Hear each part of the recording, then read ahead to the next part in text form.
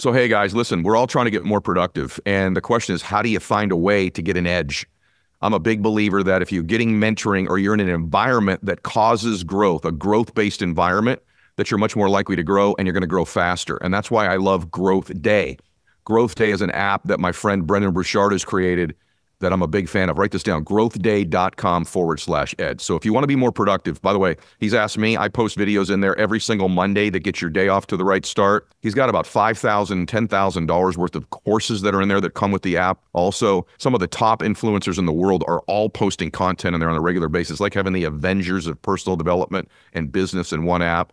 And I'm honored that he asked me to be a part of it as well and contribute on a weekly basis, and I do. So go over there and get signed up. You're going to get a free, tuition-free voucher to go to an event with Brendan and myself and a bunch of other influencers as well. So you get a free event out of it also. So go to growthday.com/ed. That's growthday.com/ed. When you identify your dopamine cravings, that's a signal to you that those foods might be triggering a brain pathway that could be negative. Making sure you do early diagnostic of cancer. Wow. So your opportunity and ability to survive and actually to sustain the quality of your lifestyle is enormous. The one thing that we know about diets is the most important aspect of diet is what can you actually be consistent with. Adhere to it. Every bite of food that you eat changes your genetic expression. It alters how your genes are being expressed. We were really taught that genes were our destiny. By the way, that's a huge statement you just made. First off, I think I might have a gut issue because I'm someone listening, they say I'm bloated. Or,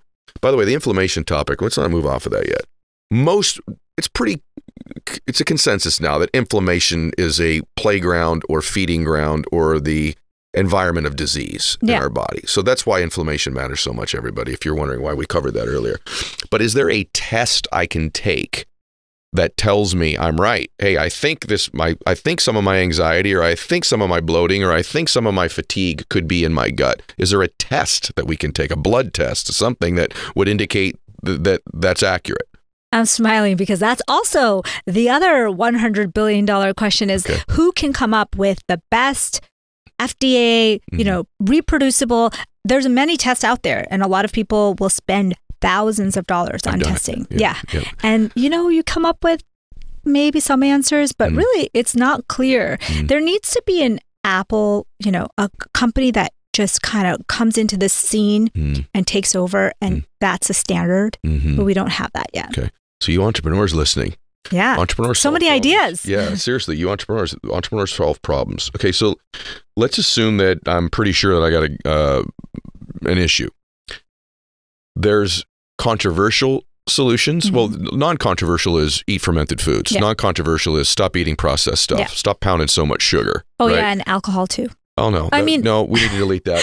wait, but it's not no alcohol. Okay. You can have alcohol. Okay, the longest living people in the world, most of them have alcohol. Okay. But our relationship to alcohol is really poor in this country, even more so than Europe and other countries around the world.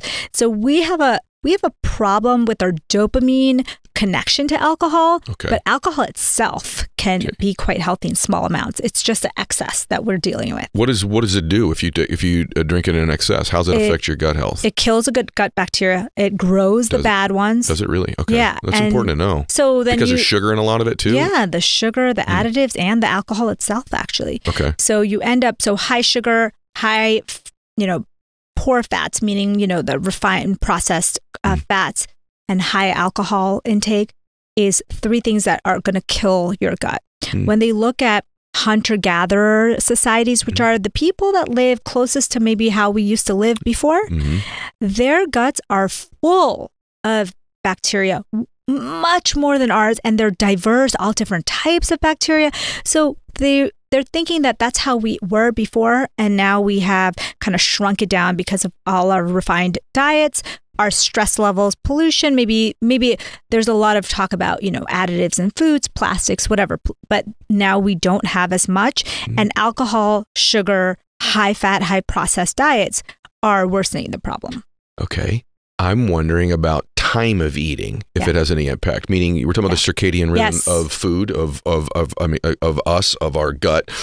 What about when we eat food? Is there any impact on that, like pre-sleep eating and things of that nature? Okay. Absolutely. Okay. So you hit the nail on the head. If you're like hey, I want to start, I don't know where to start. Yeah. Start with the circadian rhythm thing, because you don't have to even change your diet per se. You literally stop eating 2 to 3 hours before bed, even more if you can handle it. Like, that's the hardest time of day because most people are eating the bulk of their calories in the evening. Yeah. But if you can move up that dinner time, give it at least 2 to 3 hours and let your body overnight rest and recover.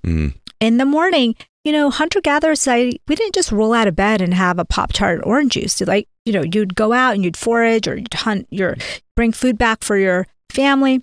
So maybe you don't eat right the first minute you wake up, but you go for a fasted workout. You maybe do your mindset work. Maybe you do your, get your mind right, whatever your morning routine is, and then you break your fast a little bit later. Okay. That would be the ideal way to do that, because these bacteria, like I said, they need sleep.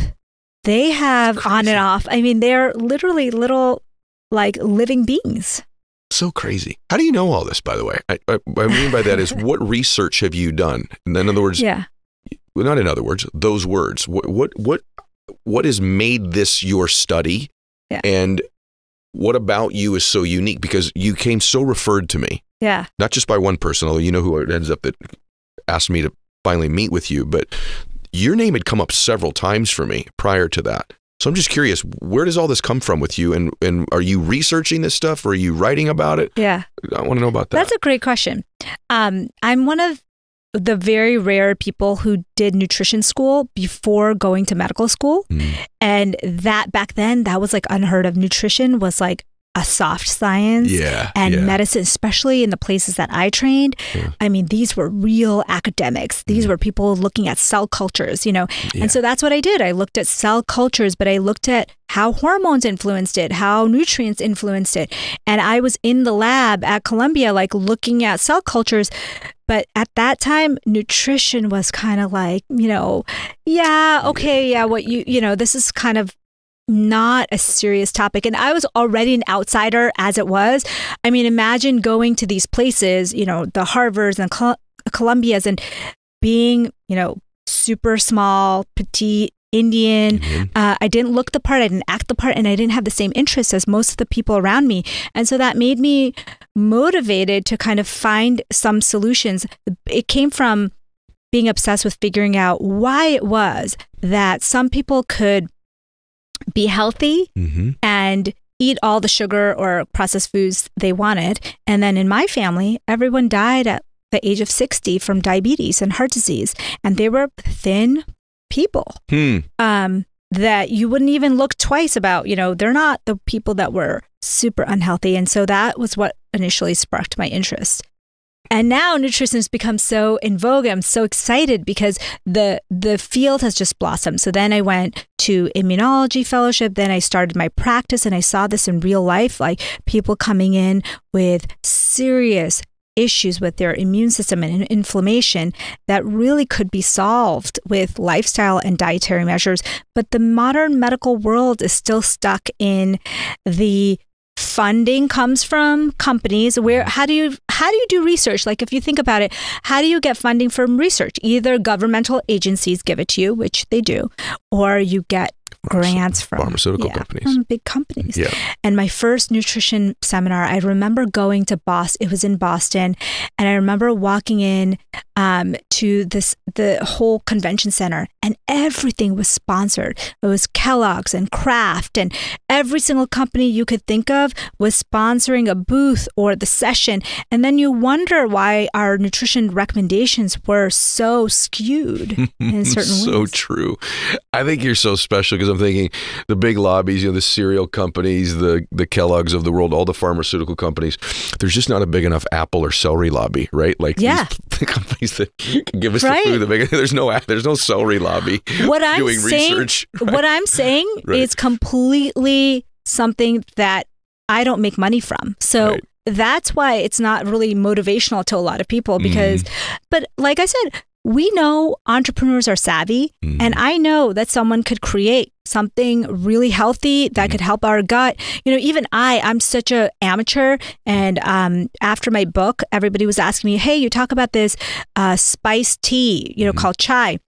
How do I make it? So I made a small batch, and it got sold out within one round, then I made a second, third, and now I have this little business of making healthy chai latte. And it's literally because there's such a need. I mean, we need transparency. We need things that actually are real food and not full of fillers and additives.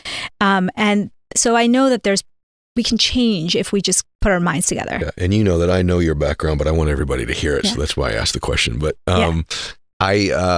let's talk about a little bit more on the food thing. We're going to go through a bunch of solutions now, everybody, back to back to back. Okay.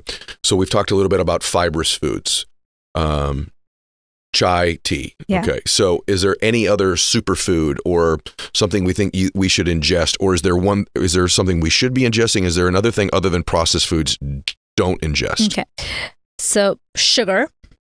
Sugar's a cut no. out the refined sugar completely. Yep. You don't need it. I mean, if it's like refined sugar means like not the sugar that's in your apple, that's cool. It's the sugar that, when you go to McDonald's and get the shake. So I know but I'm just saying to people, because people say, well, there's sugar in fruit. Yes, the sugar in fruit is okay because it's coupled with fiber. Okay. And then you really do want to add those fermented probiotic foods. And this is crazy because this is something you might not have heard of because this is new research. 6 servings was the best case scenario for your gut health. So 1 kombucha would be 2 servings. Okay. So if you had 1 kombucha, you could have 2 servings. Then maybe you have 1 kimchi. Maybe you have 1, like Nancy's. There's some brands that make the probiotic cottage cheese or probiotic yogurt. You can add it. It has to say that it has bacteria because there's a lot of yogurts in our world that have 0 bacteria. And same thing with pickles. A lot of pickles are just, pickled, but they're not actually containing bacteria. Okay. And you want to include, a few servings of that a day. Daily. Okay. And really changing your gut bacteria. And then fiber. Fiber is maybe the easiest yet the hardest one, because when you say fiber, it's like overwhelming. Like, what do you mean fiber? Means vegetables. Like, we already know that there are phytochemicals in vegetables, polyphenols in vegetables that are going to cure you of diseases, right? We have evidence. But we now know that it also feeds that good gut bacteria. So good. So you could have, you should have up to 6 servings of vegetables a day. That means breakfast, lunch, dinner. You're having some vegetables. Fruits are also in that category. Spices. Now, spices, the special thing about spices is that it works like a prebiotic, like food for that gut bacteria. Okay. And it also is a direct anti-inflammatory. Really? Okay. 1 teaspoon of turmeric is equal to 30 to 60 minutes of exercise. Oh my gosh. Wow. Isn't that crazy? I mean, and we talk about exercise like everyone should be doing exercise. And we know that, right? That's the other thing that can really grow your gut bacteria is going outside and exercising, getting sunlight in nature. So I'm putting them all in one category, but really it's exercise has separate effects. Sunlight has separate effects. Nature has separate effects, but put all those 3 together and you can kind of multitask. You're busy, I'm busy. The first thing I do in the morning is I try to get a little bit of a fasted workout outdoors with the natural light to multitask all of that to improve my gut bacteria. Okay. Fasted workout outdoors. I can add that. I'm fasted workout, but I can start doing that outdoors. Yeah, just add a small part of it outdoors. It doesn't have to all be outdoors. By the way, you entrepreneurs, find that lab test that can test for this stuff too. Will you please do that for us? Thank you. Please. Okay, you're so special. It's so awesome. So I want to keep going. By the way, the revelation for everybody listening to this, at least as a baseline, should be, I need to be looking at my gut health and all these other areas of my life. It is affecting me emotionally, mentally, my energy, my focus. That's another area, guys. Your ability to be focused. So, okay, someone's listening and they go, all right, I got it. Sunlight. I don't eat that much processed food. I am pretty good on fiber. I am doing all this other stuff. So let's take it a little deeper to some of the other stuff. So you talk about fecal transplants in the book. Now, this is just so everybody gets the concept. I don't think everyone's going to rush out and go to another country and get a fecal transplant, which is not FDA approved in the United States if you're listening in the US. But I think it proves the principle of healthy in, healthy gut, right? So what is a fecal transplant and why is this working in other countries? And it's not approved in the US, but it probably, well, I'll let you answer whether it will be or should be. So think about the schizophrenia example that we gave. Yeah. When you transplant, so they couldn't transplant the gut from a schizophrenic person to another person because that's illegal. So what they did is they actually took that microbiome and they put it in a mouse. And then they took a non-schizophrenic person and they took that microbiome and put it in a mouse and they mixed up the mice, and you were able to see schizophrenic behavior in the mice that got the gut microbiome from the schizophrenic human. I mean, it's just I just got chills. Crazy. So if you think about it, then you're like, well, can't we cure depression, anxiety, schizophrenia, autism, neurological diseases just by transplanting them a new gut microbiome? So that's where the possibility lies. The science is so new. And, you know, here there's a lot of forces that are blocking it. And some of it is commercial forces. People don't want you to be able to do that because it would stop their entire industry. Correct. But there are cases, there's a few cases in America that you are allowed to get a fecal transplant. It's if you have this very severe, intractable GI illness, you're allowed to get it. And we don't really know how to transplant the bacteria just yet, but right now how we do it is a fecal transplant. We basically, you do a colonoscopy on a patient, which you've probably gotten or know someone who's gotten, and then you transfer those materials to a healthy, person that's your relative, that you trust. You're not going to transplant, at least not as of today. You can't really just transplant from anyone, or there's no bank per se. But the potential is just crazy. I think of even people with Crohn's disease someday and things of that nature, right? Exactly. That's, I mean, mental health disorders, neurological disorders, and of course GI disorders can be really influenced by this. Well, I think what it does is what I was saying when I introduced the topic was it almost sort of puts to bed the notion of whether this is speculative. Yeah. Right? Like we if we're doing things like that and seeing results, then we know that the health of that area of our bodies is affecting every other area of our body. And it's really the future of medicine. That's my sense. My sense is the future of medicine. I think we're going to learn things about heart disease and cancer and all kinds of other things from the same space in our bodies, which we know a little bit about now. Yeah. Okay, another level. Psychobiotics. Yes. What are they? Psychobiotics is this concept of, can you take a bacteria, ingest a bacteria, and change the outcome in your brain? So they did this with the ALS. ALS is a acute demyelinating process that we have no cure for. They found in mouse models that you could give those people Akkermansia, which is this bacteria that produces the B3, and it was able to pretty much reverse ALS in that model. They did the same thing with a mouse model of autism because, as you know, there's so much research going on, and they found this one bacteria, Lactobacillus reuteri, and they supplemented with that. In the animal model, they were able to, in a small scale, reverse those symptoms.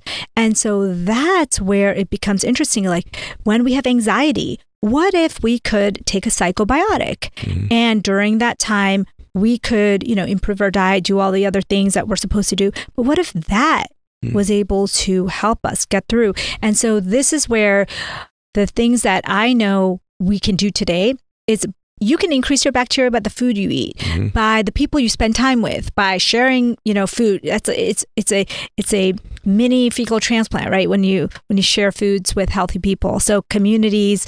Is that what you mean by who you spend time with? You're not talking about their mental outlook. You're talking about the fact that you're actually sharing bacteria with these people. And remember, we talk about we're the product of our environment, but if biologically speaking, it's probably because we're the product of the gut bacterial transfer from the people that we're hanging out with.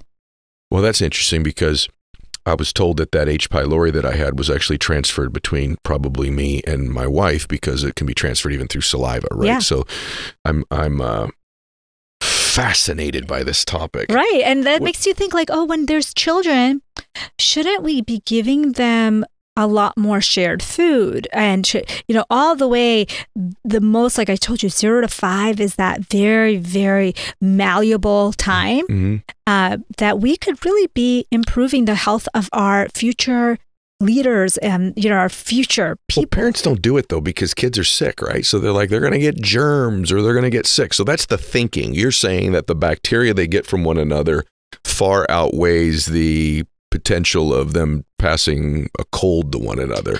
For example, when I have 2 kids, and when they were young, if I had a cold or if I was sick, I would not share my food or, any kind of water. But all the other times, I was trying to give them as many things of shared food as possible. That's incredible. Wow. And that's why people that live in more crowded households seem to do better with their immune system and less inflammation. True. It's very interesting, the science. I mean, what we could do for our minds personally and what we could do for the future is just insane. That's so true. That's really interesting. So shared food. Nothing in my research on this topic and preparing for you talked about hydration or water. Mm-hmm. Is there no impact on that? Or is dehydration, lack of water, extra water? How's that impact? Even minor dehydration makes you more tired, less focused, more able to, blood sugars are higher. So hydration is extremely important and super inexpensive. And it's almost like the idea of 8 glasses a day is obviously, that's not scientific. So you could have 10 glasses and I might need 6 because I'm smaller, or I might have all these other drinks in a day and then supplement with 8 glasses. So it's really not about how much, but it's you want to be hydrated enough that when you go to the bathroom, it is light yellow. And that's the key to really maintaining good mental state and also to helping your cravings and appetite if that's something that you're trying to watch. If you have a real sugar craving, you have an issue. Is that an accurate thing? If you have this craving of sugar, that's an indicator. Oh yeah, I have a good test for. Okay. Do you have a food that you love so much that it's almost an uncomfortable feeling when you get it? It's like pleasure mixed with a little bit of anxiety. So it's like that feeling of, oh my God, should I be eating this? Am I going to get more later? Is this a bad food for me? It's like that kind of feeling. And people will get that with alcohol. People will get that with certain foods they love so much, but they know that they have kind of a hard relationship with. And that's your dopamine pathway. And dopamine pathways are really interesting for food companies because dopamine pathways make you take action. They make you get up, whatever you're doing, and drive to the store and buy that food that you're craving. That's a dopamine craving. And so when you identify your dopamine cravings, that's a signal to you that those foods might be triggering a brain pathway that could be negative in your mind. And so it might be as benign as a warm chocolate chip cookie. And you say, you know what? I'm only going to have that once a week because I know that if I keep a whole bunch in the house, my dopamine pathway gets activated and all I think about is that food. And that's drugs, alcohol, and foods when it triggers that dopamine pathway. And what triggers dopamine pathway? High sugar, high fat, high salt, especially when it's all combined. So the food companies actually test which things are going to activate that, because that means that they're going to buy it, they're going to order, they're going to stand in line, they're going to, the whole thing. You're amazing. I had Dr. Layne Norton on recently, and I had asked him, hey, how do you feel about exogenous testosterone? And a lot of my female listeners, which is more of my audience than men, ironically, said, hey, would you please ask somebody about female hormone health on the show? And I'm like, yeah, I should be doing that, shouldn't I, since I have a daughter and a wife and lots of female friends. So is there anything food-wise, particularly if it relates to a woman, that's different than a man, or just in general that you say, here's something you should be doing to optimize your hormone levels?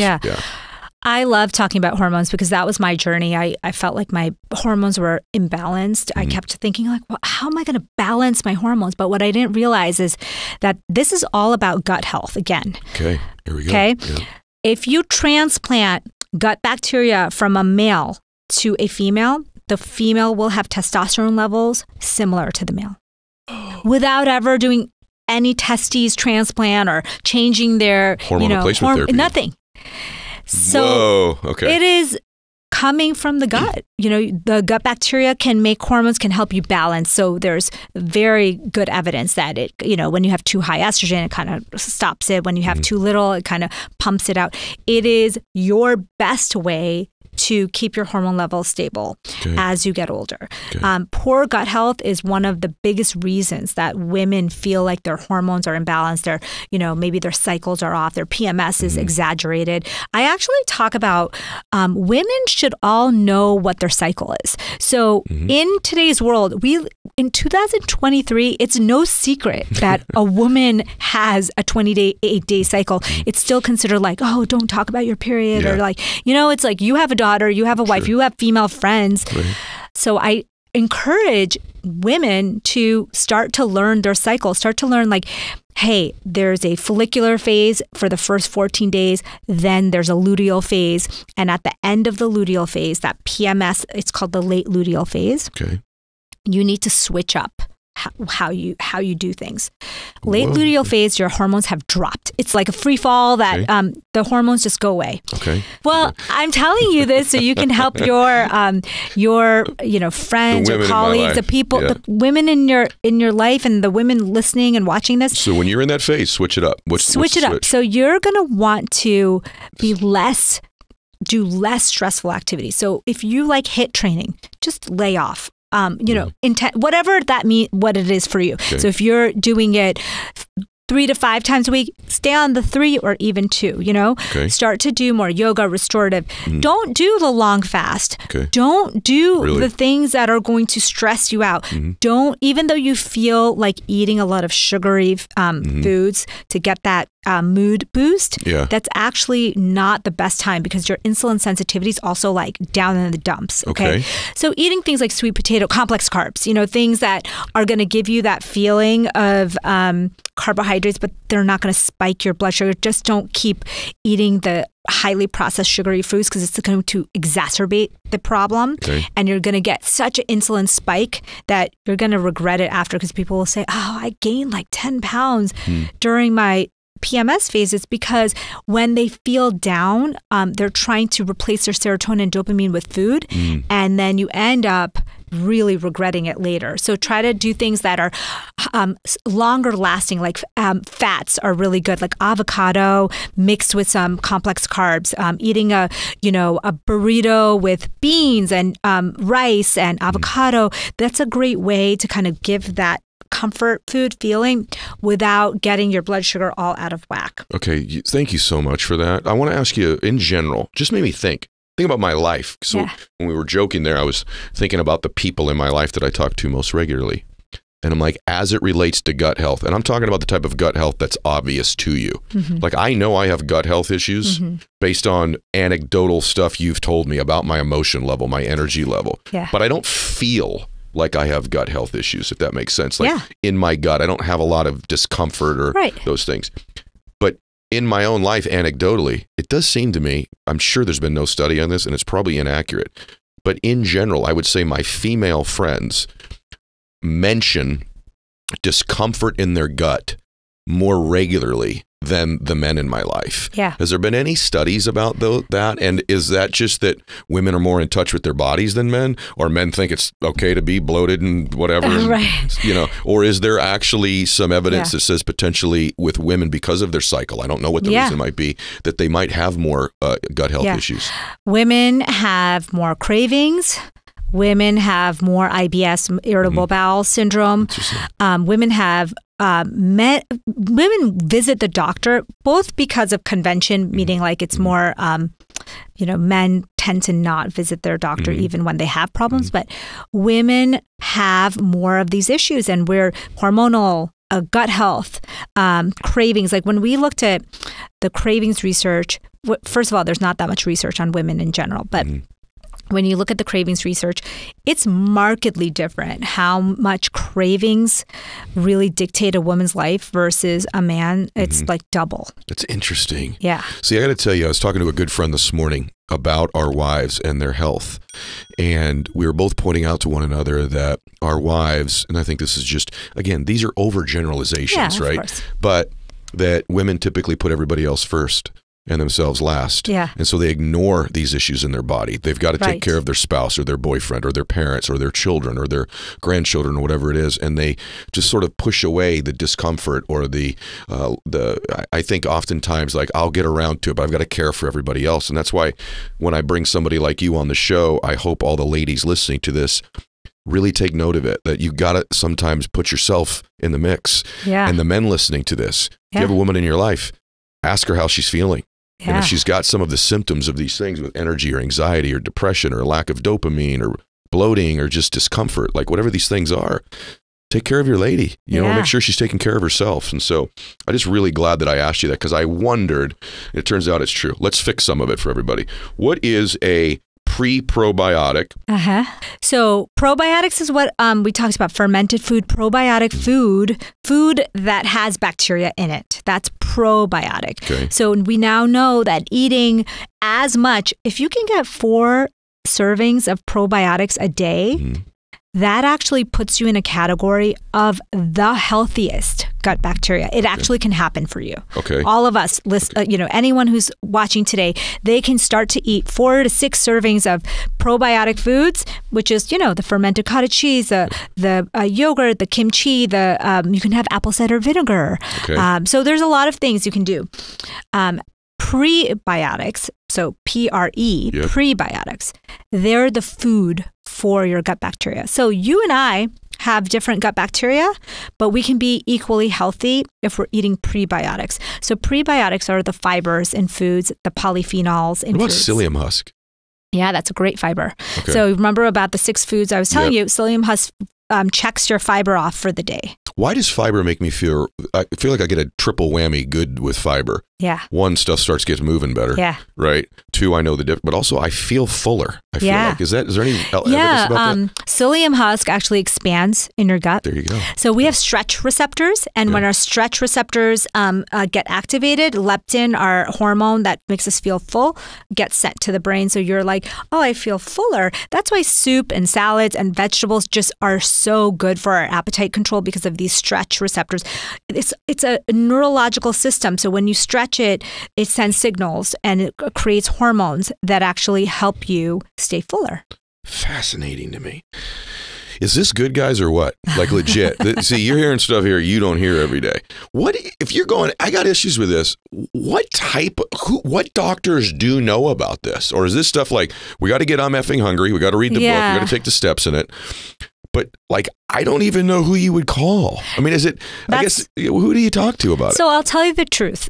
The problem is this is a huge opportunity for any company, any entrepreneur, right? Sure is. We said this last time. You're right. And anyone who wants to kind of get into this field, they can, right? But there's no gold standard. There's no test, no pill, nothing right now that you can take. Wouldn't it be awesome to take a lactobacillus cocktail of all these things that are going to boost our dopamine levels? Right now, there is a company that sells the stool pills of athletes. No kidding. So you can get the fecal transplant that you always wanted from your favorite athlete, because, athletes will do anything to get an edge, right? Yeah. What if someone told you, hey, you can eat like an athlete, you can start to think like an athlete, you might start to have better hormone levels like that athlete? Wait a minute. Are you serious? I'm serious. The last time you were here, you educated me and the world about fecal transplants. And I thought, well, that's like 1 in a bazillion. There's no way. Like, that's last ditch emergency effort. I've exhausted all options. But you're saying there's sort of a mini one. Or you're being serious right now? I'm serious. Okay, first, just for definition purposes, a fecal transplant is what? You covered it on the last show, but let's just do 30 seconds on that. And you're saying more and more that you could actually get a pill, that you're getting LeBron James bacteria in your body. Because in LeBron James' stool is 30 to 50% is bacteria in his stool. So the best way for you to transplant his gut into your gut would be to swallow that stool or to have it placed in your gut somehow. I prefer you put it in a pill. So a fecal transplant is not currently not Approved, allowed by right. the FDA, right? Yeah. Because they said it's really life-saving for some people who, just they have this Clostridium difficile. It's a very, very toxic bacteria. So they need a transplant from a healthy donor. So basically what they do is they take stool from a healthy donor, could be your family member, because it's like a blood product. You can, you really can pass anything through it. And they take it and they mix it up, and then they put it back into, like with the like if you've ever gotten a colonoscopy, they basically put it back into your gut, and it basically seeds your whole colon, and now you have a whole new gut bacteria. Whoa. Well, what that does for me is, I know that's new, but it tells me is like this part of medicine or science or nutrition is starting to finally progress. Yeah. That's what's exciting for me. And the company that's doing this, I mean, it's genius, right? You take really great athletes with optimal hormone levels, great dopamine levels, very, very fit, and you take their stool and then you clean, you make sure there's no diseases in there or whatever. And then you put it in a pill, and would you take it? I don't know. Yeah, I think I would, to be honest with you. I wouldn't, if it was in a pill, not the other way said. But all you guys out there and ladies that are getting really fit, hey, maybe there's going to be another way to monetize your fitness at some point. There You're going to be you pooping go. in cups left and right and selling it. Let me tell you this, though. If you want to do it the old-fashioned way, remember that thing is like you're the sum of the 3 people you spend the most time with? It's actually true. It's true. So you're saying you'd be the sum of the 3 people whose gut bacteria that you put into your body. Start sharing their food. Start doing more hand-to-hand contact. You know what I mean? I'm serious. That's why moms and babies, when they breastfeed, that skin bacteria goes into the child.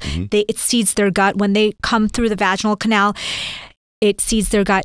They have found that people that have C-section deliveries, they can tell 30 years later, 40 years later, because there's a difference in their gut bacteria. It's incredible to me. And the last time you were here, in case someone didn't hear it, she did talk often about sharing food with your children. Yeah. And how that's like you shouldn't do it. And she's saying, oh, no, absolutely, you should do it because you're sharing that bacteria. So what is a psychobiotic?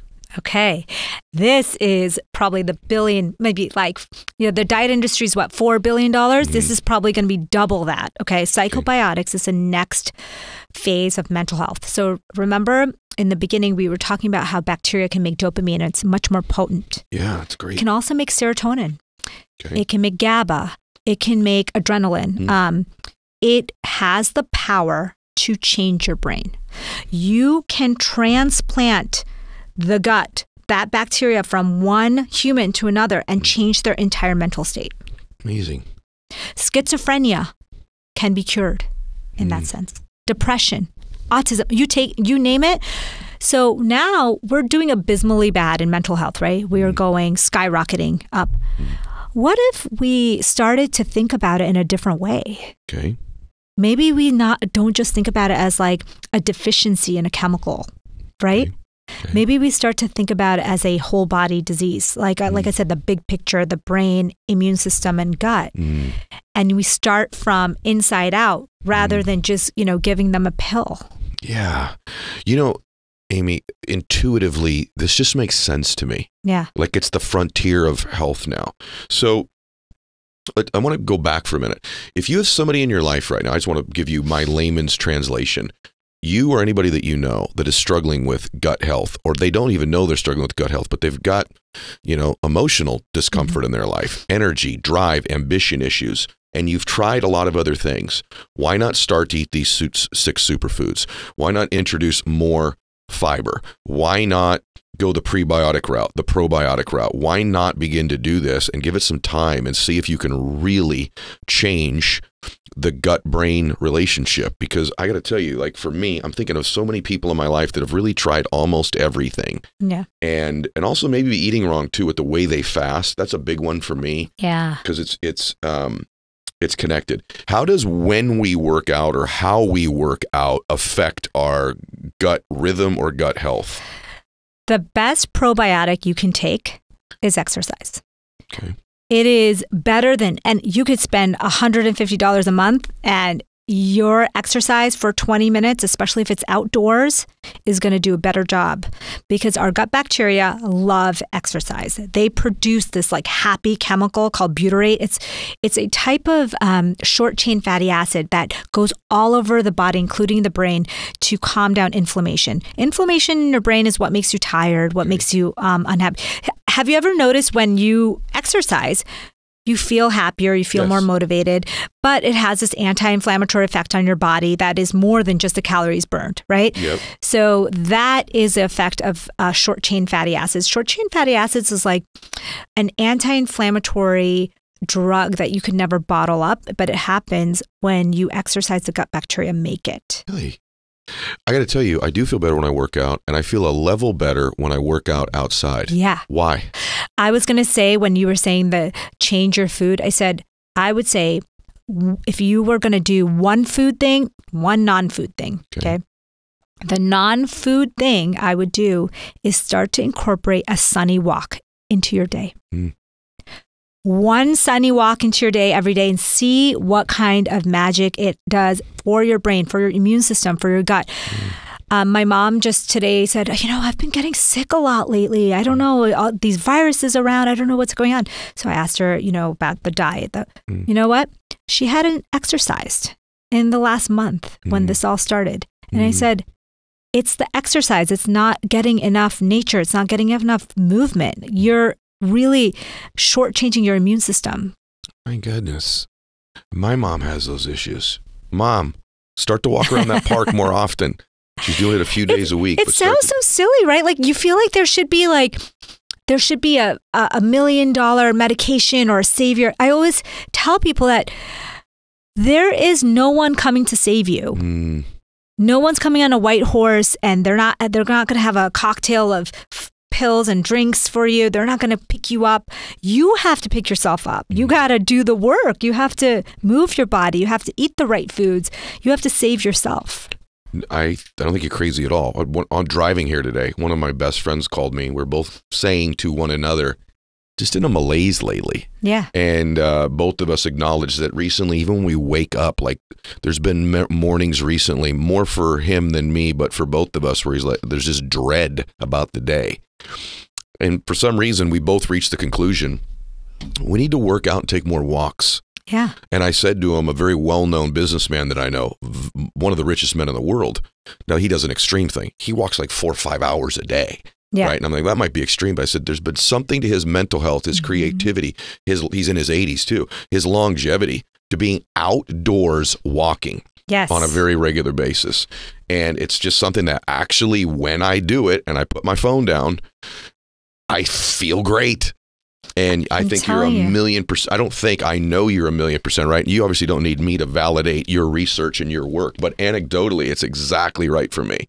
I mean, and the reason why people don't say this, I think part of the industry that the world we live in, this capitalistic world, they don't want you to just get better by walking around in the sun, right? Well, then you won't buy their stuff. Right. So speaking of that, you're reading my mind.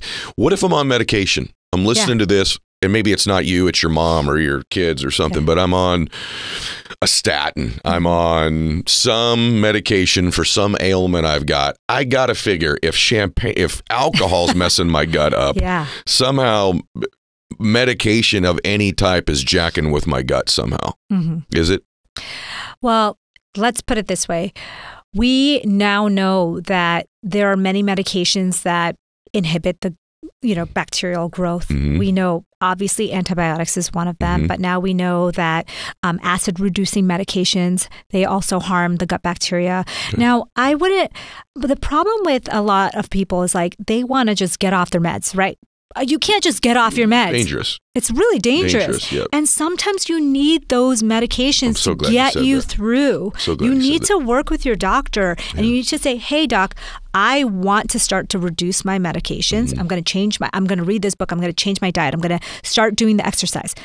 Can we do this together? And then start to do it? Because some people, you need an SSRIs. Those are the type of medications for depression or anxiety. You need that as a bridge. Maybe you're starting to do all that, but you need some time. You yank off right away, you're in the danger zone. Yeah. gut bacteria starts to change in 3 days. No kidding, that quickly. A landmark study in Nature, which is like the biggest, it's like the Harvard of research journals, reported a study where they rapidly changed the diet of people. Okay. And they just wanted to see, like, how long does it take to start to see a big change in their microbiome? 3 days. 3 days. Was that good news, everybody? Because a lot of stuff in life takes, forever. I mean, I'm sure it's not fixed in 3 days, but it's making progress in 3 days. That's when you start to feel, my cravings are a little different. Yeah, and you know what, everyone? You listen to my show every week. Like, can I just say something to you as someone who loves you and I do the show for you? Do some of this stuff now. Mm-hmm. Take something we've covered today and implement it. Take at least one of these things. Go get I'm So Effing Hungry. Read it. There's stuff in there that I've changed since the last time Amy was here. And it's, you know what? I think you sometimes have changes and you don't realize, like, I have a lot of energy. Yeah. I'm working harder right now at 51 years old than I have ever worked in my life. And I worked really hard when I was young to go from broke to not broke anymore. And the truth is, I can honestly say this. I don't feel like it. I feel really good. Yeah. Really good. For a dude my age, as hard as I work and travel, I attribute a lot of this stuff to many of the things you've taught me. Like, one just thing for me, like, it was just really simple because I'm a simple person.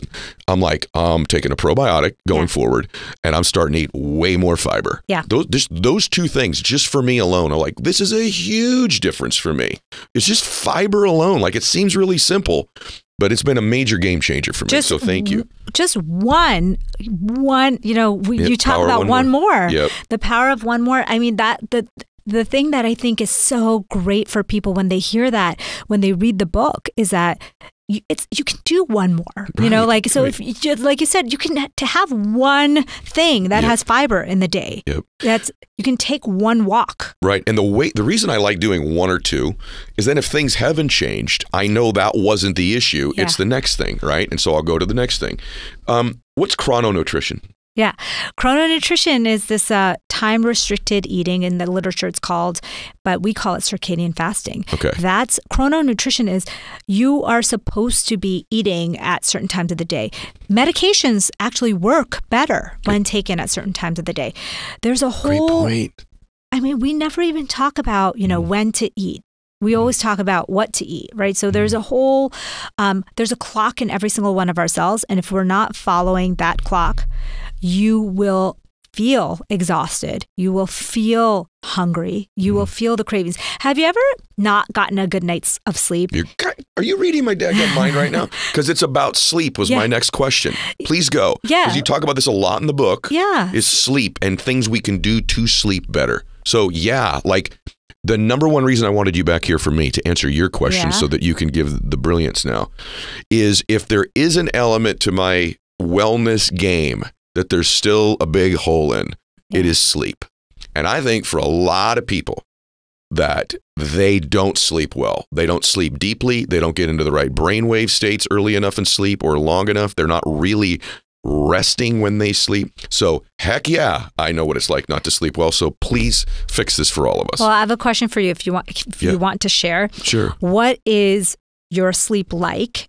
What's the issue that you usually have? Okay. And then we can use you as an example. Okay. Well, in my case, my heart rate's too high when I sleep. I don't like my resting heart rate. I've been working on that. I would say it's staying asleep.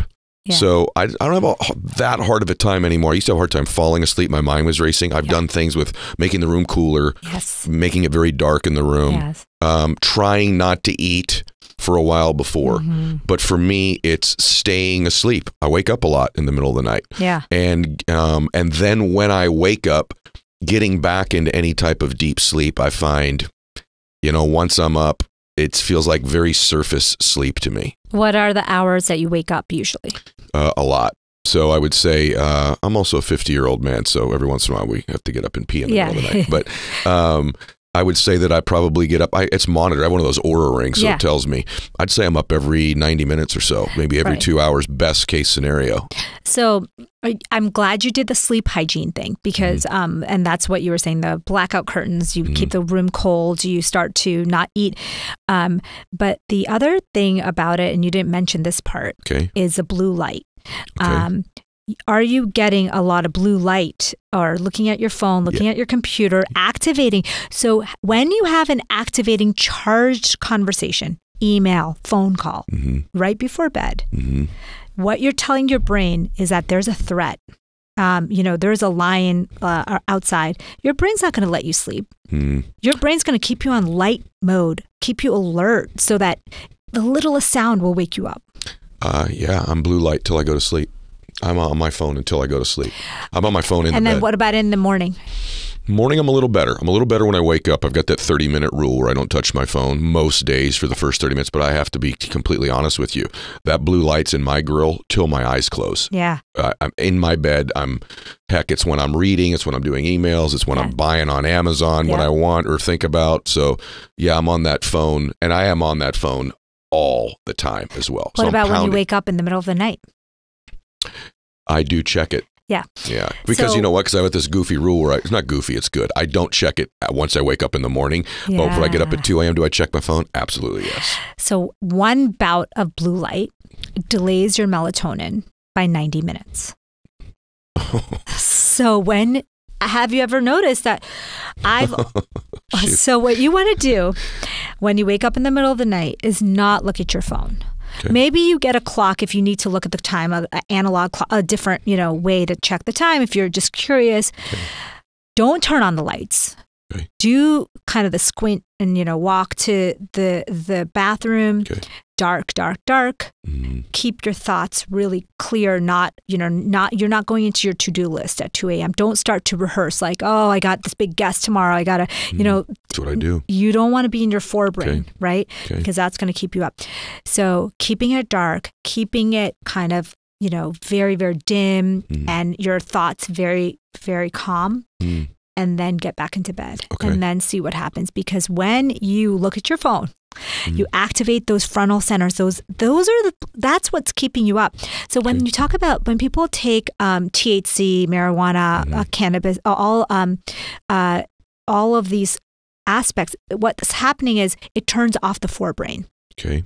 And so they're able to relax. What do you think about doing that? Taking some little gummy before you go to sleep? My problem with that is that what do you do when you don't have the gummy? How do you? It's like I'm fine with taking melatonin and taking oils, taking whatever you need as a stopgap method.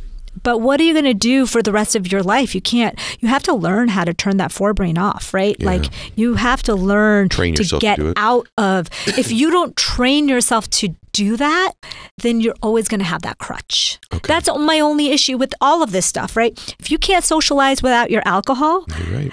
Are you really social? Yeah. No, right? You're really right, Amy.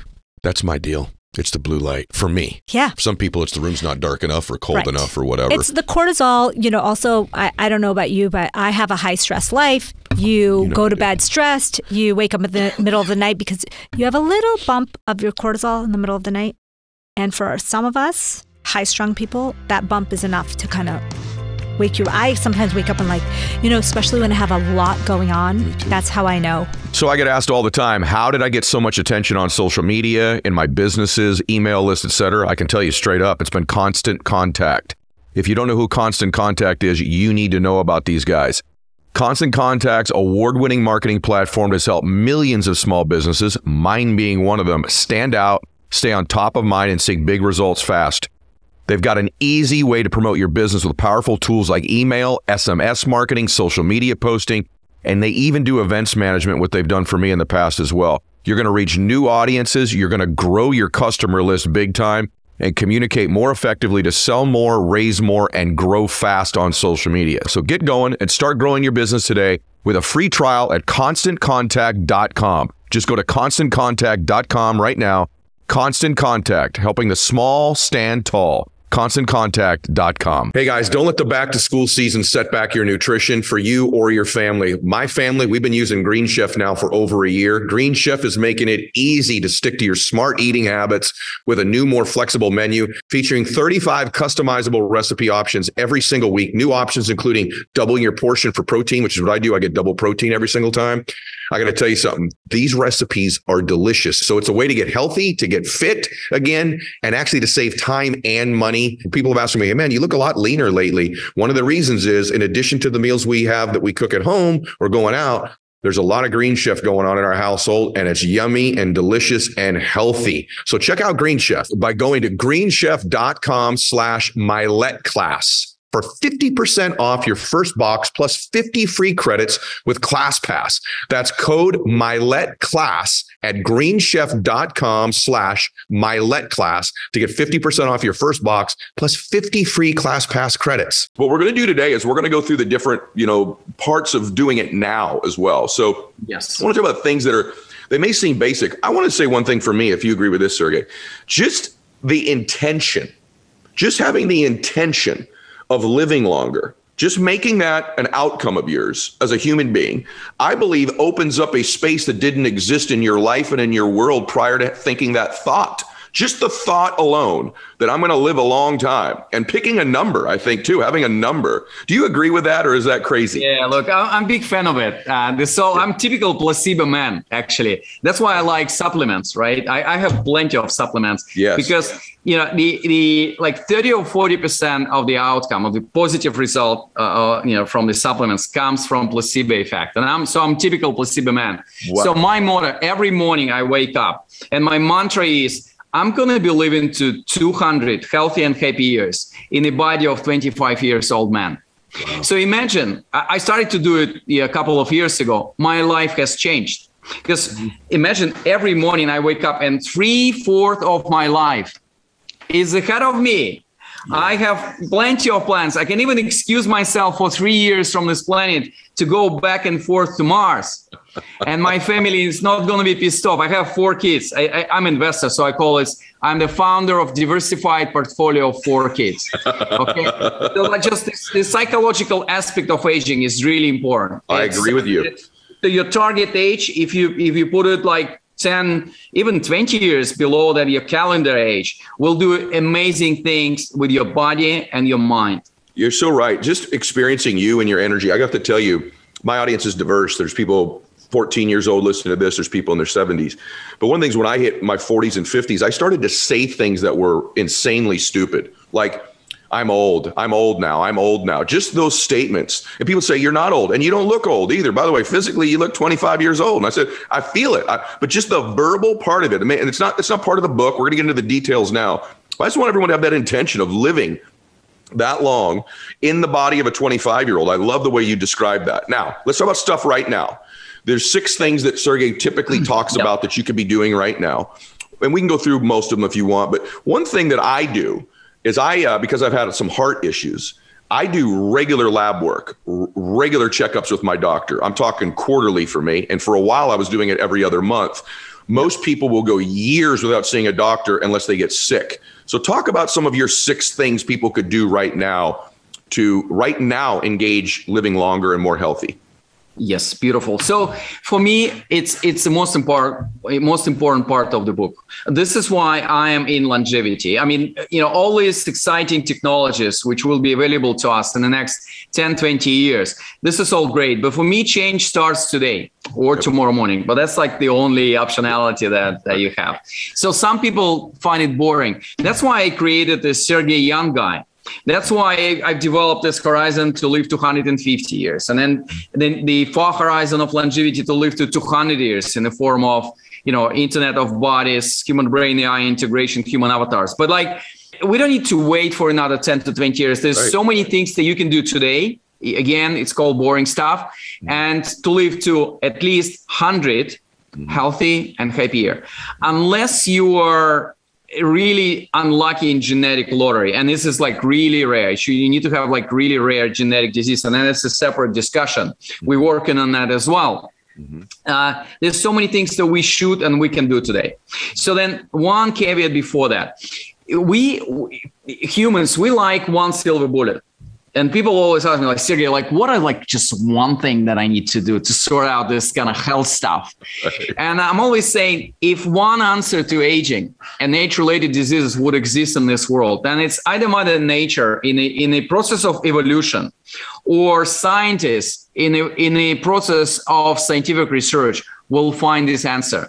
So and human biology is the most complex and fascinating field I've ever discovered for myself. So be prepared. It's always a combination of things, and you need to follow through on many dimensions. Number one, and this is when I have 30 seconds on longevity, I talk about this, is exactly the thing that you just mentioned, doing your medical screening. We just need to understand we're living in a completely different world today. Like 20, 40 years ago, there was zero value of you knowing if you have cancer or not. It was actually negative value because cancer was kiss of death, and you just gonna get the information that you're gonna survive for another 6 or 9 months on this planet, and that's it, you've done. People were deferring their cancer screening days because, I mean, there was like zero useful information and the outcome from that. Right now, making sure you do early diagnostic of cancer, increase your recovery rates from 20-30% to 90 to even 100%. Wow. So your opportunity and ability to survive and actually to sustain the quality of your lifestyle and the quality of your health is enormous. And for majority of cancer types, early diagnostic of cancer, stage 1, early stage cancer is 93 to 100% for major cancer types. This is amazing. Like some of the machines that we see in the hospitals today, it's really space machines, like MRI machine, 3 Tesla MRI. They have the artificial intelligence driven brain, right, network algorithm updated every month. And the last 2 years, so I'm doing my annual screening every year in San Diego, California, in Human Longevity Center set up by our very good friends. So we go to the same place. Yep. Yeah. So in the last 2 years, it was actually, after I've done full body MRI, it was artificial intelligence scanning and looking through my scans.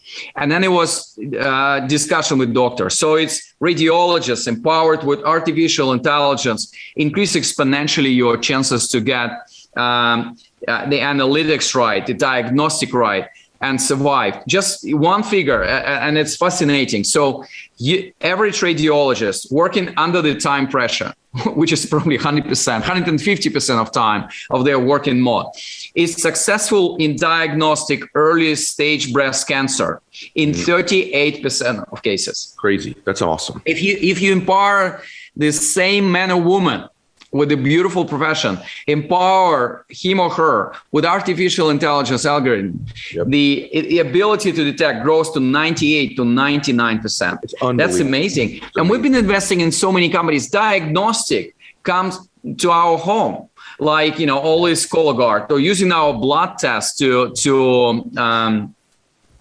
detect like the risk of colon cancer. Yes.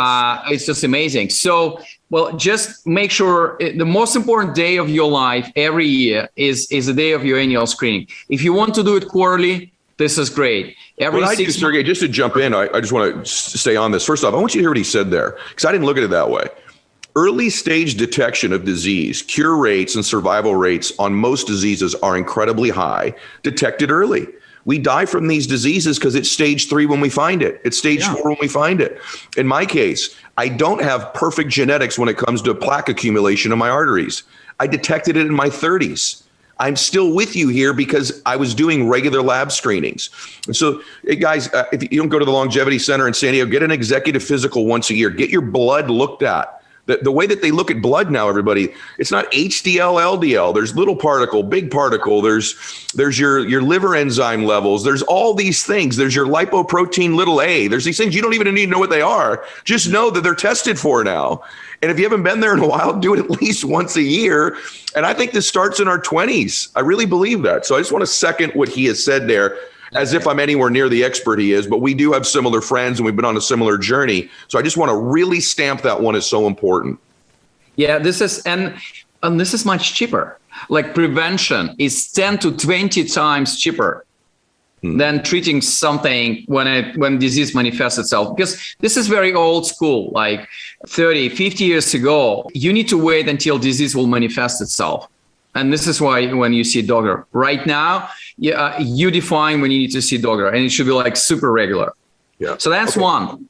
So I want to focus on a couple of them, Sergey, just because we have so many other future things I want to talk about too. 2 is let the food be the medicine. I want you to read the book to get that one, guys. That's why you go get a book, right? What's the food? What's the medicine? 3rd is get moving. My audience is pretty good at that. Exercise, moving, those kind of things. Here's a biggie. Eat early and less often. What do you mean by that? Can you define that for us? So basically, there's a lot of disagreement what actually extends our life in academic circle, but it's one agreement. If you decrease the caloric intake, if you literally decrease the number of calories that you take every day by 15 to 25%, of course, you need to look at the balance between physical activity and the caloric intensity. But so it actually extends your life by 2, 3, 5 healthy and happy years. That's a big thing. Yeah. Well, it's easier to say, well, Sergey, you need to less 15 to 25% less calories, but it's very difficult to do. So what are my life hacks on that? 1, I do fasting. So, I fast 36 hours every week. Wow. Okay. 2 nights and 1 day. It's actually Sunday. Yeah. I start on Sunday evening or on Monday evening. And then just 2 nights and just 1 day. During 1 day, I just drink, some water, herbal tea, and that's it. So can I ask about that, Sergey? Can I inquire about that? So, sure. Because the fasting, I've had intermittent fasting. We've talked about this, but 36 hours. Phil Mickelson, the professional golfer, started doing that about 2 years ago. He's been a guest on my show. He says he feels literally 20 years younger doing it.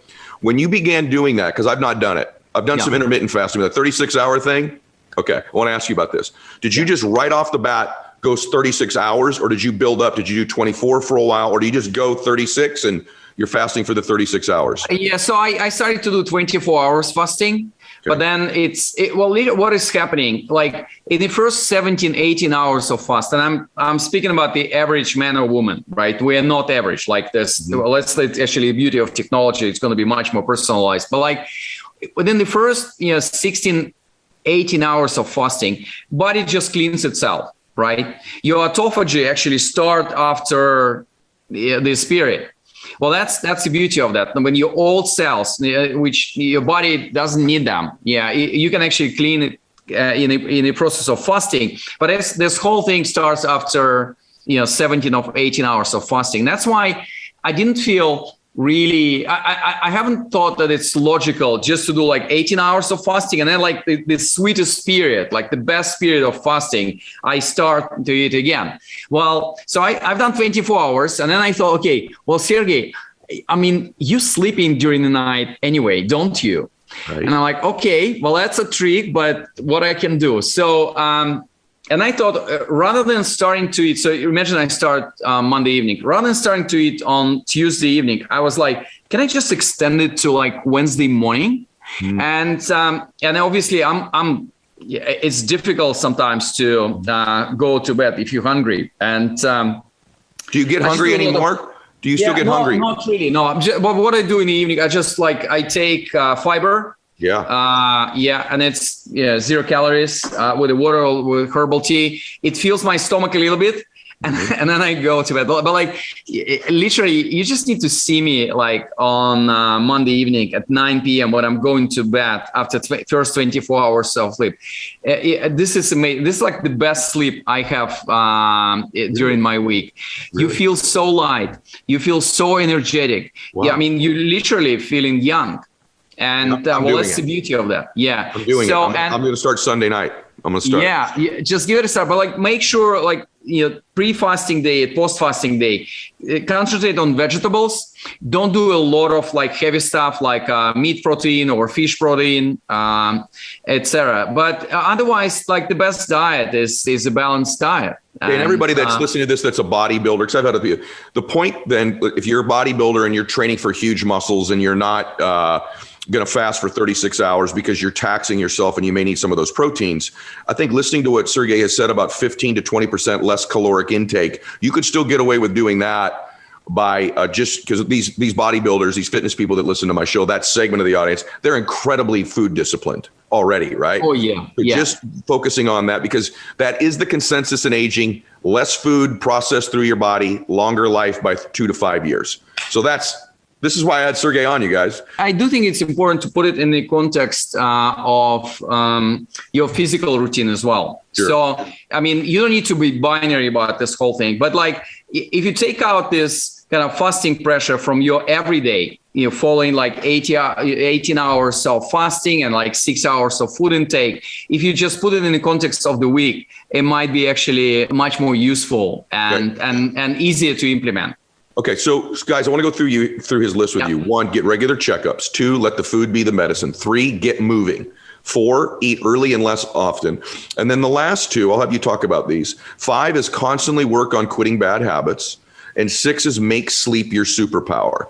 What are those bad habits? And what about sleep? Because that's changed my life, my sleep situation. I'll let you go there. Yeah, so bad habits. Basically, like, sometimes we do really stupid or risky choices in our life, and that's the problem. And people think it's something superficial. So tobacco smoking, it's minus 10 years from your lifespan, and this is awful. And I thought it's pretty rare because we don't see these people on the street, because right now, from regulatory perspective, it's prohibited. But like, if you look at statistics, 25 to 30% of adults is still doing tobacco smoking, minus 10 years. Not always using your seat belts is minus 2 years from your life. Just riding motorcycle is 17 times more dangerous than driving the car. 17. Mortality rates from motorcycle accidents is like 17 times higher than that. What about alcohol? Yeah, alcohol and coffee, like my favorite questions. So I'll come back to that. Just one final example, which I wanted to mention. So I've been blessed with a lot of travel experience. A few years ago, I just went through the book of Tim Ferriss for 4 hours work week, and I had my wish list. And so I went to North Pole and South Pole. And actually, I mean, it sounds really risky. It's just beautiful places on Earth, but like, it's not that risky. So then I had an opportunity to join the group of guys who were climbing Mount Everest, the highest mountain on Earth. And I look at statistics there, and it was like 6% mortality rate. And I said, oh, look, I'm not sure I can afford that. But here's the story. 2 months ago, I received an email from my very good friend from California. She's an amazing woman, entrepreneur. And she's like, well, Sergey, I'm about to climb the most dangerous mountain on Earth. And so the name of this mountain is K2. And you know what mortality rate for this? It's 25%. What? So Russian roulette, right? It's 17%. Yeah, it's a dangerous game. It's like 17% of dying. It's like really, putting yourself at risk. But like 1 out of 4 is not going to come back.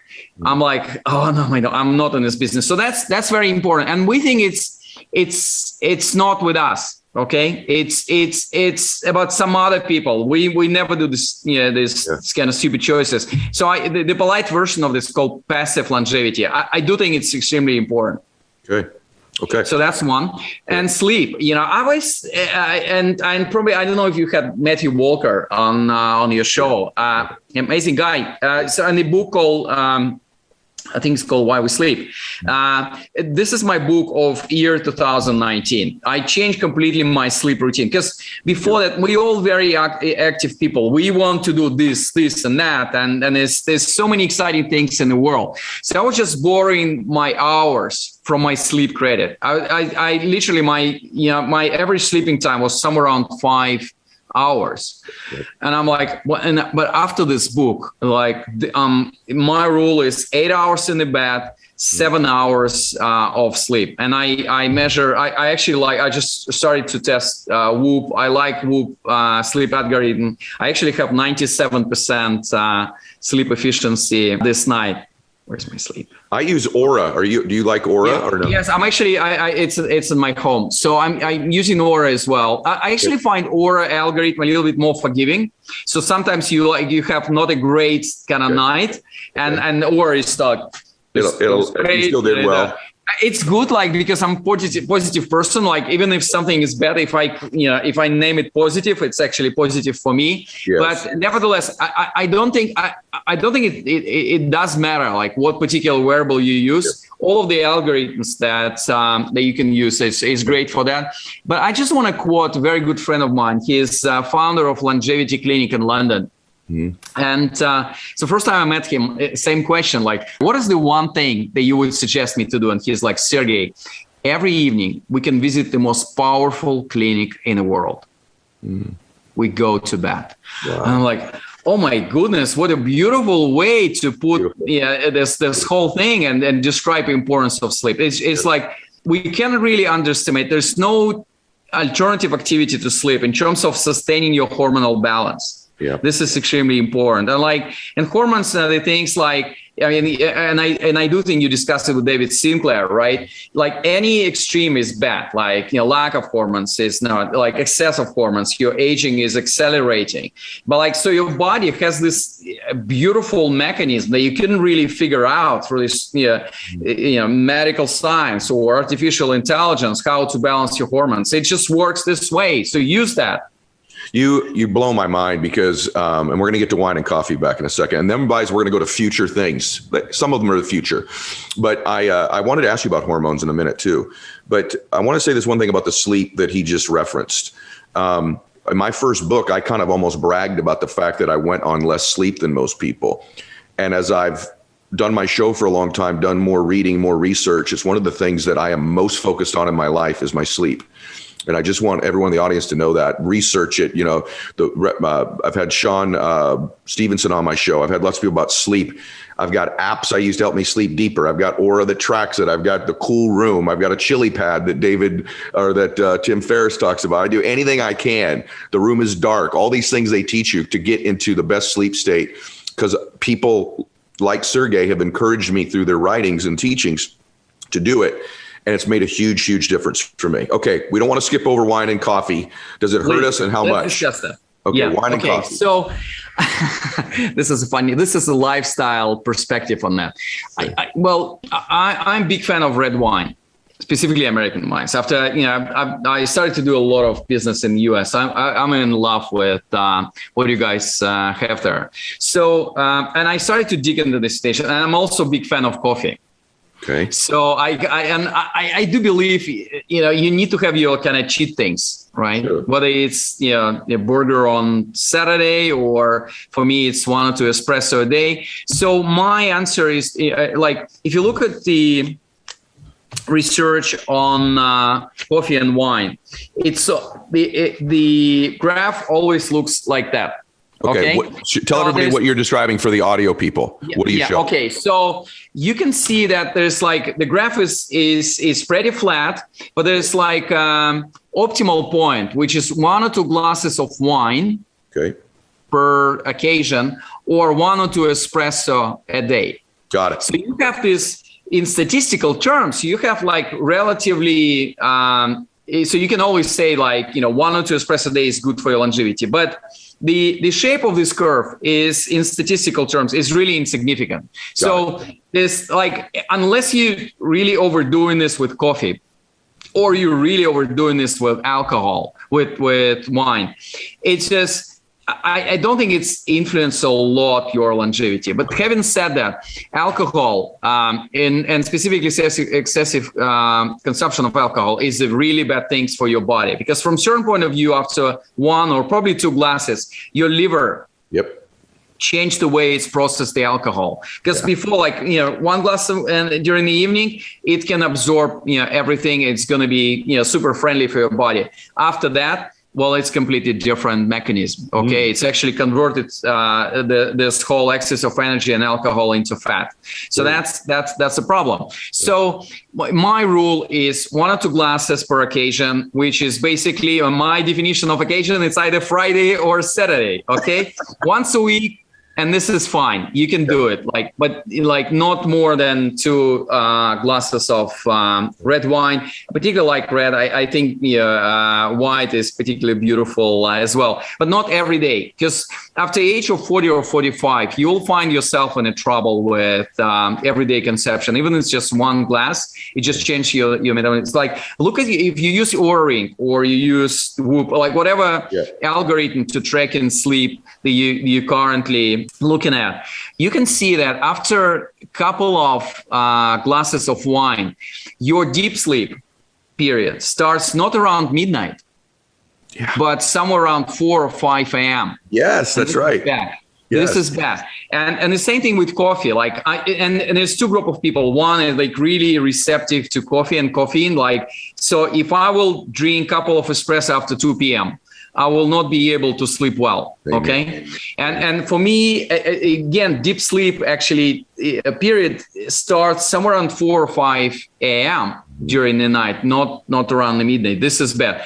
I know a couple of friends, they can have like 2 espresso in the end of the dinner and they will just like almost that, in a bed in the next 30 minutes. So I think there's a power of the example that we just used. And the power is like 30, 40 years ago, for you to do experiment in longevity is 15 years exercise. You take a group of old people and you wait until all of them die.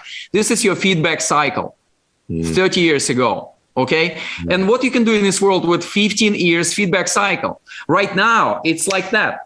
It's every minute, right? With every wearable you have, you can like every morning, you can look at the quality of your sleep and have very important takeaways for your lifestyle changes. So that's how both you and I discovered that, both caffeine or, alcohol in the form of wine or any other bad habits actually in negative way influence our sleep. So that's the beauty of the feedback. Got it. I like that we're allowed to drink wine a few days a week and have coffee because I want to be alive 150 years or 200 years, but I also want to live. It's not just being alive. I want to live. And wine is part of how I feel I'm living sometimes. So I feel good about that. So diets first. I've heard you talk about this, but I want you to share this. How do you feel, number one, about intermittent fasting and feeding windows in general? Do you believe in reduced feeding windows? Do you think there's a benefit or any detriment to doing that? I just want to get that part on the table first. Yeah, so about 10 years ago, this kind of got pretty popular. And now you have all different forms of intermittent fasting, whether it's 16-8, 24, 1 meal a day, alternate day fasting, 5-2. I mean, there's all different forms, and they've all been studied. And there's all sorts of research studies, and I kind of always default to what do the meta-analyses say, which meta-analyses are basically studies of studies. So they try to take studies with commonalities between them that fit the inclusion criteria, and then say, can we come to a consensus with what the research data says? So what you tend to see is if the inclusion criteria is pretty loose, the fasting diets do a little bit better with weight loss. But when the inclusion criteria includes equating calories on a weekly basis, so for example, if you're alternate day fasting, obviously one day you're eating way less calories, but another day you're eating much more calories. Yeah. So if you compare that to like a continuous calorie restriction where you're getting the same amount of calories each day, but at the end of the week, the amount of calories you're taking in is the same, you just don't see differences in fat loss. Does that mean calorie is king? I mean, for the most part, yes. Yeah. There's a lot of people don't really like that idea. A lot of people don't really like that idea. It's like we've tried to hack our way around this idea.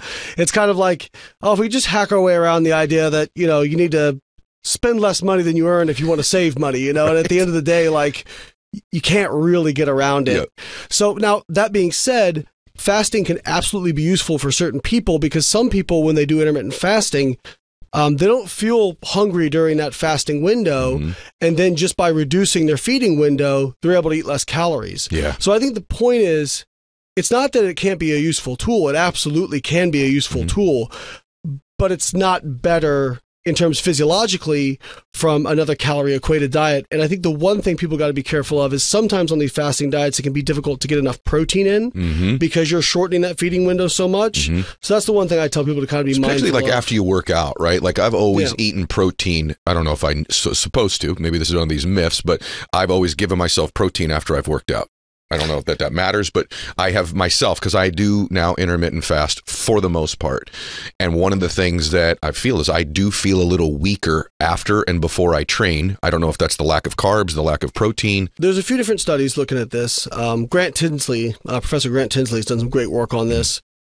So they've done a couple studies using the 16-8 fasting with resistance training. And they saw that at least over a 12-week period, there wasn't a difference in body composition between that and continuous calorie restriction with more meals throughout the day. Now, the one caveat to that is they were having people eat 3 meals during that 8-hour feeding window, so kind of every 4 hours, and they were having the people train within that feeding window. So train when they're eating, not train when they weren't eating. Correct. Yeah. Now, some people, again, this is where if we look at the research will tell us you're probably better off training within that feeding window. However, some people don't like the way they feel when they're training on a full stomach. So I kind of default to, the research can guide us, but if you as an individual feel better a certain way, I think that's fine. And I think the other thing to keep in mind is that, like 10 years ago, my criticisms of intermittent fasting were, I think it's fine for fat loss. But as someone who, I did my PhD specifically in protein metabolism, we know you can't really store protein. You can store fat, obviously, in adipose. You can store carbohydrates somewhat as glycogen. Protein doesn't really have a storage form. Now, some people will say, well, your muscle tissue is storage form. Yeah. Well, that's like saying a house is a storage facility for wood. Okay. You could get wood out of a wood house, but that's not why you build the house, right? Okay. It's not a storage facility. So that being said, there's also a cap to how much protein synthesis or muscle building you can get out of a certain amount of protein. So if you eat 50 grams of protein versus 100 grams of protein in a meal, 100 grams isn't going to give you more muscle building. There's a cap you hit somewhere around 25 to 50 grams, depending on your lean body mass and the source of protein. What happens? You just can't process that much at one time? It's not so much that. You just capped out kind of the synthetic capacity of initiating that muscle protein synthesis response. Okay. So that being said, one of my things was if we're fasting for, 16, 20 or whatever hours, my concern is, all right, you're not getting that protein synthetic response. Can you get it in the window? And now in the window, you're capped. So is that going to cause a problem? I've kind of walked that back a little bit, at least with the studies on the 16-8 fasting and, getting 3 meals. It appears that is sufficient to still get those benefits. Now, I will say it's important to have some caveats. And the first one is, these studies are only 12 weeks. And looking at differences in muscle mass, muscle doesn't build quickly and it doesn't tear down quickly, at least in people who are continuing to resistance train. And so is it possible there could be differences over a 1-year period? It's possible, but we haven't seen them yet. And the other one is it all depends on what's most important to you, right? If you're somebody who's just looking to get in shape, don't worry about eating 4 or 5 meals a day. If intermittent fasting helps you, great. You can still build muscle, doing it. Don't you think some people do it also, not to interrupt you, but some people do it. By the way, as a layman, my concern about intermittent fasting for me, and I do it, was not being able to get enough protein in the window. And to your point, if you can only process 25 or so at a certain given period of time, you got to eat a lot of protein in a certain duration of time, staged somehow the right way. I did worry about that. But the other reason I do it, and I know we're talking about fat loss and muscle building in particular, but many people do claim that they feel lighter, more energy. The feeling of not eating throughout a day and processing food and digestion seems to have some benefits. So that's a separate area, but would you agree that there may be some benefit to that, or is there no studies that validate that even? We haven't really seen that yet, but again, that if you feel that way, you're right. Let's say it's placebo. Right. People get really bent out of shape when you bring up placebo. I think placebo's great. But placebo, right, is an actual effect. Yep. So people miss this. So placebo, for those who aren't familiar, it's the power of suggestion. Okay, and so people think that if I say something might be a placebo effect, that what I'm saying is that their brain is lying to them and they don't actually have that feeling. No, placebo actually has drug-like effects. So there was actually a study done where they told people they were giving them anabolic steroids and they didn't. And that group that was told they got anabolic steroids got stronger and built more muscle than the other group that wasn't getting anabolic steroids either. Come on, are you serious? I'm dead serious. Wow. Dead serious. So, the power of belief is pretty powerful. And I'll give you another example. Wow. There was a study done where there was multiple aspects to the study, but one of the things they were looking at was a hormone called ghrelin, which is a hunger hormone. Mm-hmm. And they were assessing people's genetics. And so whether they were high secretors of ghrelin or low secretors of ghrelin. And then they looked at what happened. So they kind of had 4 groups. Mm-hmm.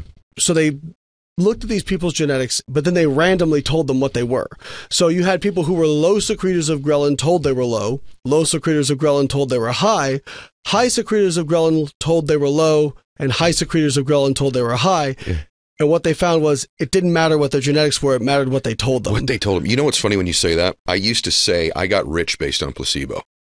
I got rich on it. I believed I was rich. I believed I was wealthy. And the placebo effect caused me to act in accordance with that belief system.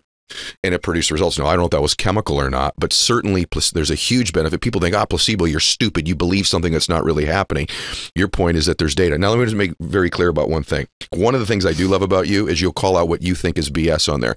So intermittent fasting aside, what you're telling me, I think, is that if I just eat liver, if I just eat liver all day long, then I'm not going to just get sexy and jacked because, as it turns out, perhaps that dude's got caught with his pants down recently. So not just eating liver all day long, whether it was a fasting window or an intermittent fasting, it's not going to produce what I want. Is that what you're unfortunately telling me? Yeah, I mean, again, I think people will hear what I say sometimes and take it a little bit too far, which is, if I say something like, liver doesn't have any, magical benefits outside of the protein and vitamins you're getting out of it, so you could just take a protein shake and vitamins if you wanted.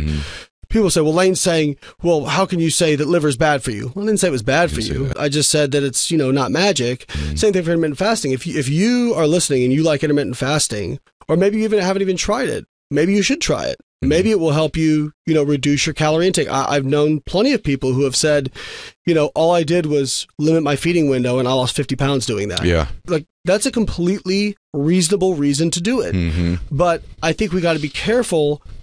People tend to, when they find something that worked for them, whatever tripped that algorithm for compliance in their mind, that it's not just good enough to say, well, this worked for me. It just made adherence easier. This is the way. Correct. Yeah, for everyone. And, the fact is everybody's put together differently in terms of their psychology and sociology and those sorts of things. So if intermittent fasting works for you and you like it, fits your lifestyle, fantastic. The one thing that we know about diets is the most important aspect of diet is what can you actually be consistent with? Adhere to it. Yeah, I mean, that's the great, people want to poo-poo it because it doesn't sound sexy. But it's like, I mean, I like to use financial examples. It's like saving money. People want to do all these hacks and stuff. And it's like, dude, you're not even being consistent. Just be consistent. So about that, this is so good, by the way. This is exactly what I hope we would do today. Because I do like your ability to I told you before we went live, I said, look, you're the smartest dude in the room, every room you're in, and you never have the need to sound like it. I think that's a huge compliment.